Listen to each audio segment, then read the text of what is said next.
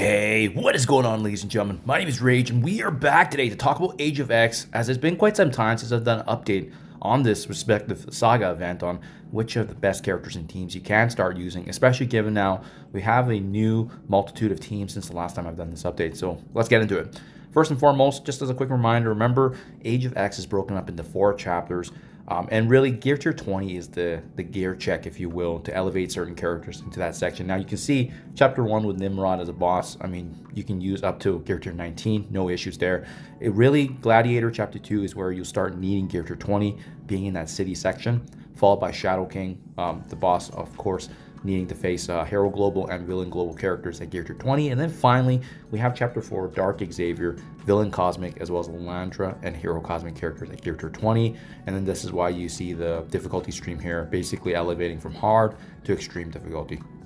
Now, these Gear Tier 20 characters, this is what the priority should be, right? Because Professor Xavier is, without question, the best character right now in the game until Annihilus is released. So definitely all the attention, all the seasonal farming with the stores and whatnot should be focused on Gear Tier 20, just because it allows you to bring these characters up. But having said that, not every character combination is going to work, and that's what we'll talk about here in terms of what I used, as well as some newer options now that are in the game that you can take advantage of. So personally, for myself, I focused on raid teams, right? So when this was obviously done and completed, I had Night Stalkers in addition to Vigilante, both being respective raid teams that you need to build up regardless anyways. Would I still recommend this team? I think they still have lots of value because Oath and Blade are a really good tandem together in other game modes. But Vigilante, yeah, they're hands down the best raid team in the game, in my honest opinion, right? So characters like Silver Sable, Daredevil Modern, Hitmonkey, those are my options, but you can definitely do the other Vigilantes as well, like Punisher. I wouldn't recommend Elektra. Actually, I don't think you can even use Elektra in this section. Oh, she is there, but she is quite expensive to bring up to Gear Tier 20, so definitely do not include her. But Punisher is a good option.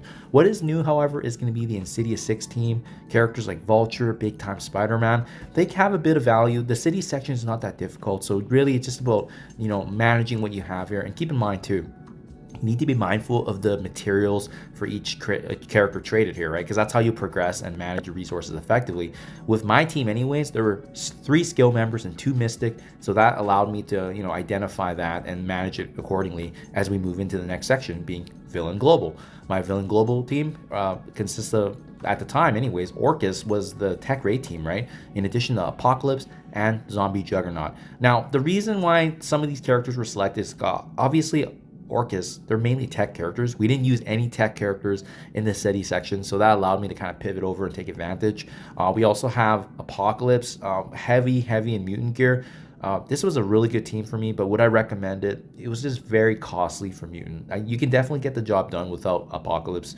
For myself at the time anyways, I was focused on Arena, so this was definitely a mental mistake that I made. If I could go back, I think Omega Red Phoenix Force is the better pick. And then they just released Hellfire Club shortly afterwards when I did the Villain Global, so that was too bad. So Omega Red Phoenix Force, Hellfire Club members like Madeline Pryor, you have Sebastian Shaw, I believe he's available in the Villain Global as well. So I mean, there's a lot of options here that you can take advantage of. Cabal is a cheaper one, but Cabal also is very statistically dated, but they got the job done. I've seen folks do it.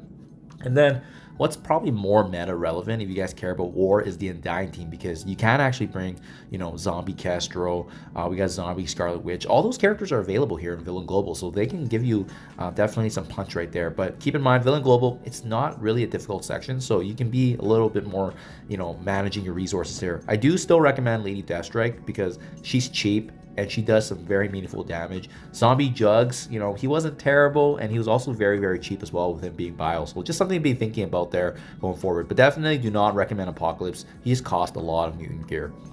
Hero Global section. So this is arguably the hardest chapter that you'll likely deal with in terms of just progression-wise, because at the very end, you'll be facing a Shadow King boss that's going to mirror your exact team, and that's why it's so difficult. Bringing tunes like Black Knight, Old Man Logan that used to be relevant and used to have, obviously top value in the game, they're not going to be useful in this one because Shadow King copies exactly what that team is, right? So the go-to team back then was Liberty, as you see on screen here, plus Jean Grey, in addition to Emma Frost from the Astral team.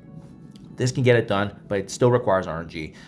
If you were to remove, I think, Emma Frost or Jean Grey and adding Captain Sam, so that gives you 4 Liberty members, it makes it a lot more smoother and easier. But if you don't want to build up this team because you feel like there's a better war team now, especially now that we have Brimstone plus Rachel Summers, they can get the job done. And if you want to do another war team, Secret Warriors plus Rachel Summers can also get the job done. So regardless, my point is that it seems like right now the go-to method for this has been defaulted to at least some way, shape, or form to a war team. With Brimstone, at least you get lots of value because they're the Chapter 3 team. They're going to be utilizing, future events as we know the rest of Chapter 3, and also having value as part of this Age of Annihilus, as opposed to Liberty, where they didn't really have a place with the Age of Annihilus stuff, right? So just something to think about there. But personally, for myself, I was happy with this choice because Liberty was the top war team at the time when I built them up.